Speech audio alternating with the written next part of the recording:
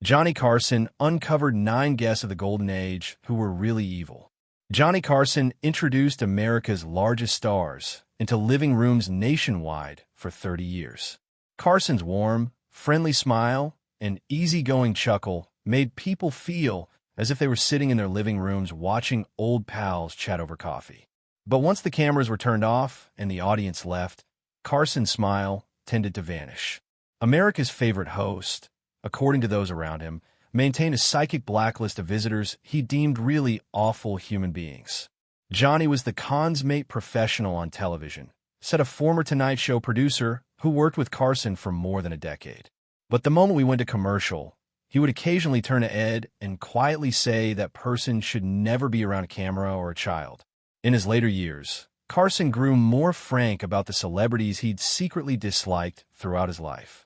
The anecdotes he shared with close friends present a troubling portrait of icons we loved, who were horrid creatures behind their meticulously constructed public facades.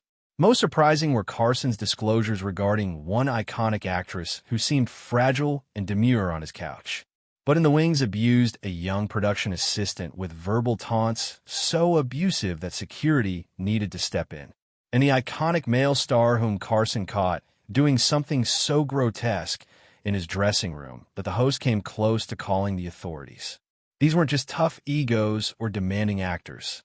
They were truly dark individuals who were using talent and fame as a veil. Carson suggests manipulators, predators, abusers who the industry shielded for so long. But let's begin with the first name on Carson's list and why the individual earned his strongest disdain and the private backstage altercation that no one has ever publicized until now. Well, to start with, I'm stage struck, and I think they all know that. Second, I attempt to obtain a movie that possesses audience identification. Joan Crawford, Hollywood's queen with ice in her veins. When Joan Crawford guested on The Tonight Show in 1970, audiences saw the gracious old Hollywood legend they'd revered for decades. With impeccable posture, flawless grooming, and rehearsed charm, Crawford was the epitome of old Hollywood glamour, but from several Tonight Show staff members. However, Crawford's behind-the-scenes conduct indicated a vastly different individual. She was one of the coolest people I've ever interviewed. Carson allegedly informed his biographer years after the fact, like interviewing a stunning statuette with nothing within. Crawford's on-air presence started to be a problem before she even arrived at the studio. Her requests involved specific lighting needs so detailed that the technical director of the show still had the 4-page memo decades later. Everything was to be exact, remembered one former producer.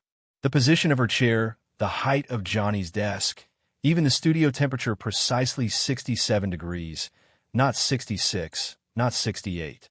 When Crawford eventually arrived 3 hours prior to taping, she imported her own makeup staff.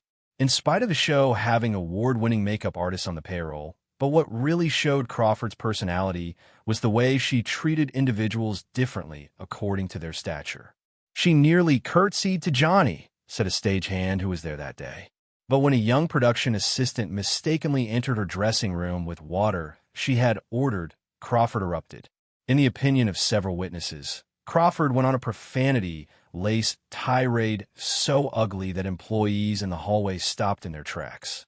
She reportedly referred to the assistant, a 20-year-old who was new to the business, as a brainless little underscore, and told her she should get a job at a brothel where she could truly be incompetent. The young woman ran crying from the set, and Crawford insisted she be let go. Carson's producer didn't, causing tension that continued throughout taping. But the worst of Crawford's visit wasn't so much what she did to staff. It was the methodical manner she converted and instant cameras rolled. She was a machine impersonating a woman. One producer remembered she had practiced each answer, each chuckle, each improvised moment. It was all fake. Between commercials, Crawford would quickly shed the smile and sit in stony-faced silence, not saying a word to anyone, then suddenly revive as soon as the red light resumed. Carson, a master of putting guests at ease, had difficulty finding any real rapport with Crawford. Following the show, he supposedly informed Ed McMahon, "I've interviewed corpses with more personality." Years later, when Christina Crawford's memoir, Mommy Dearest, disclosed Joan's supposed abuse of her adopted children, Carson was not surprised. By close acquaintances, he just nodded and exclaimed, "I saw who she really was in those few hours. I believe every word." But if Crawford's calculating coldness unsettled Carson, his next adversary embodied something he found even more unsettling: raw power used to intimidate and threaten. I can respond to that by letting you know that during those sweet moments, I played Daphne and Chloe, or the Frank Sinatra, the dashing bully Carson detested. On television, Frank Sinatra and Johnny Carson seemed to have a friendly, even cordial relationship. The legendary singer would banter, joke, and on occasion sing, while Carson filled in as the differential host. Behind the scenes, though, Carson was said to have a personal disdain for Sinatra, not for his ability, with which Carson had always maintained respect, but for the way Old Blue Eyes behave around people when he believed no one of note was paying attention. If he didn't sing, he'd be an enforcer. Carson once explained to a friend, according to several biographies. And occasionally, I think he was both. Sinatra's guest spots on The Tonight Show were infamous among staff members for being stressful. What longtime staff described as Sinatra arriving with up to 8 men in tow who were said not to be show business types, but rather guys you don't want to run into in an alley. These men would pervade the studio watching crew in an atmosphere another cameraman likened to feeling under observation.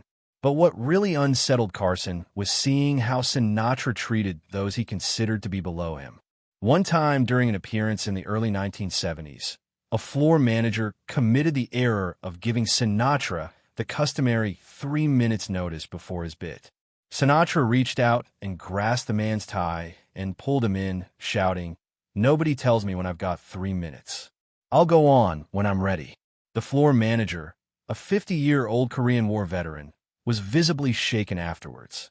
Carson, watching this exchange on his office monitor, nearly canceled the segment.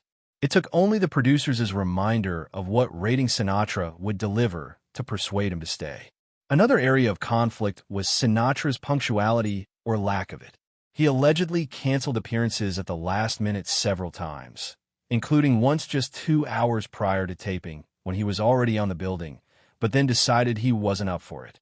The most telling moment was during a commercial break when Sinatra made a derogatory remark about a female staff member's looks loudly enough for those around him to hear. Carson, abandoning his characteristic professional aloofness, icily retorted, "We don't speak about my staff like that here."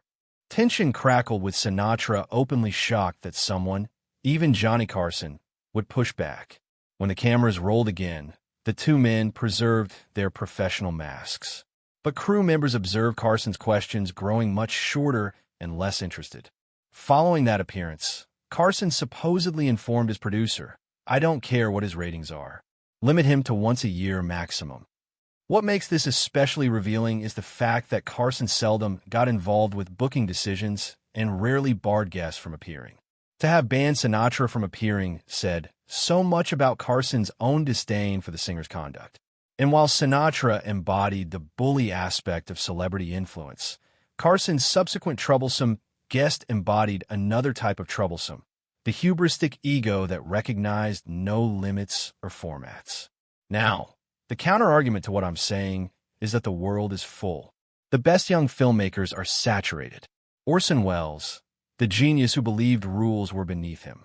Orson Welles was a guest on The Tonight Show several times during the Carson period, always producing great television with his booming voice, larger-than-life personality, and incredible tales from his long history in films.